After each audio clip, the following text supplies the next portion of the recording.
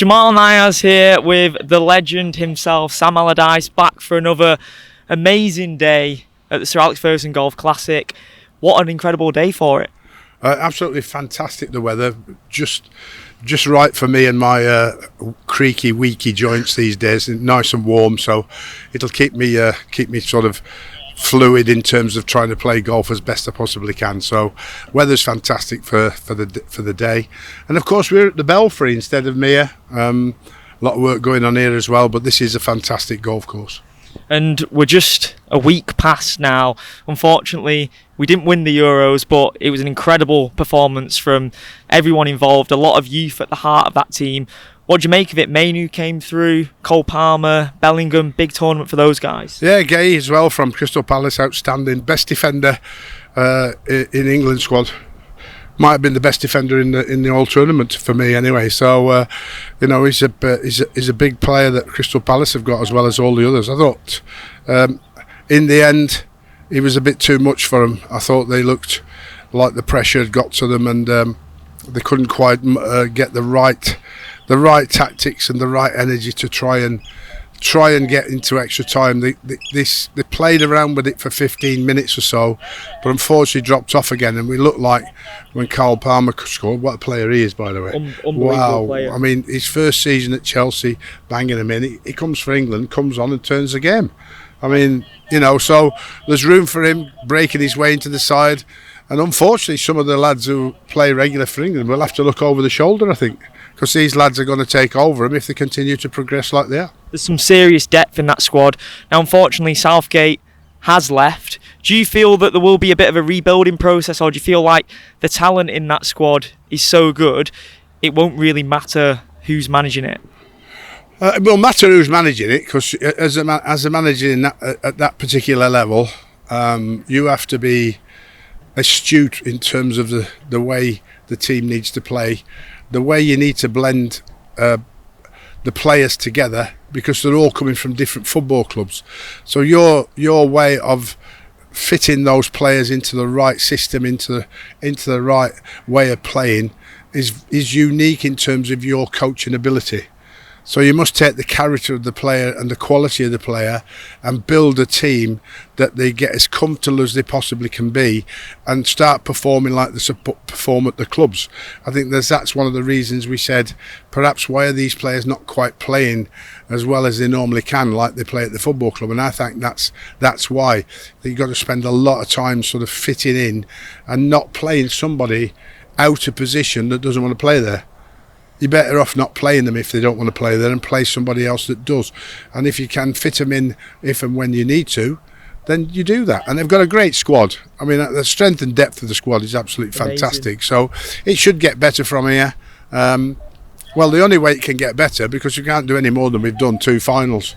So exactly. Hopefully that'll be the next time now, and whoever's the next England manager. And the landscape has changed quite a lot in the world of football since the last time we spoke. Last time we spoke was 2022. You look at the rise of Saudi Arabia, Ronaldo going over there, a lot of key players, Benzema, Sadio Mane, and then you look at the MLS as well, Messi going over there. He's absolutely huge. What do you make of it, the growth of the MLS and the growth of Saudi Pro League? Saudi's the more dangerous tool in terms of it'll take players to Saudi at any age if they feel like it, because they will offer the club that much money that they won't turn it down. And that's what you got to remember, because a lot of people, a lot of pundits particularly, are calling out the players who are going for an absolute fortune, but the only reason they're going is the club's letting them go because they're getting a fortune. So it's strange the way players get hounded out by making a lot of money.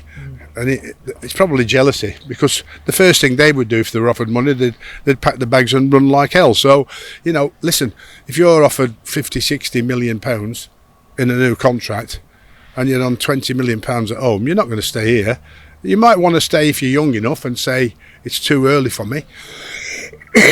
But in saying that, most of us want to secure our family's future, because our lifetime in the game of football can be shot at in an instant by an injury, or if you're lucky you can play 10 years at the top if you're very, very lucky, and after that you've got a long time to live.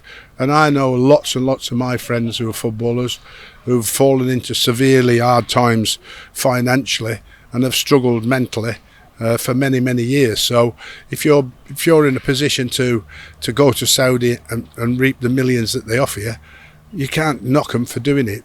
But too many people do. But they might come for me this summer. Who knows? You'd be down for that. It's absolutely life-changing money, isn't it? Well, you never know. They might want somebody who can go and try and help them win the league if they can, but we'd have to wait and see. And I just thought of that now. Maybe that could be some breaking news in the next few weeks and we can go back to this interview. Sam Allardyce goes to the SPL. Well, Sam Allardyce is focusing on trying to at least score a few points today with my partners, whoever my partners are, because my golf is nowhere near good enough to be playing on this course. So I'm a little worried about how many times I'm going to get a few points. Final one, Mbappe going to Real Madrid is very, very scary for any Premier League fan, because it seems like that sort of decade of dominance that they've had over the Champions League, 6 Champions Leagues in just over 10 years, that looks like it's set to continue, where they won 3 in a row under Ronaldo. They could easily do that with Mbappe, couldn't they? Yeah, and I thought he had a poor Euros.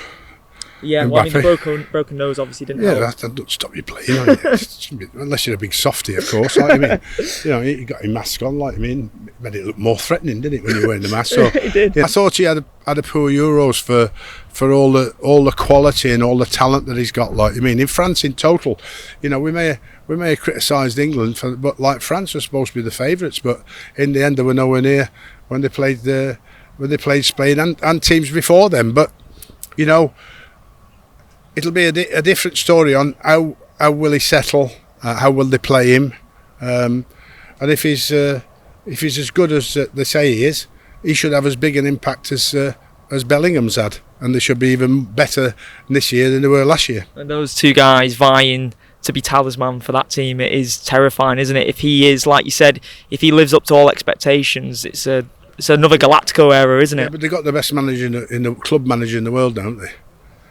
Pep's number one, but is it Carlo Ancelotti? Yeah. There's a lot to be said that Carlo Ancelotti is number one, and Pep comes as close just behind him. No, I agree. Yeah. So amazing. Carlo, brilliant man too.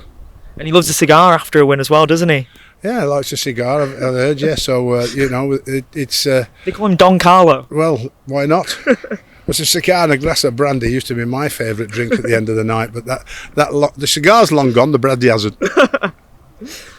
We'll wrap that up there. I really appreciate the time, and maybe we can go back to this interview in a few weeks, few months.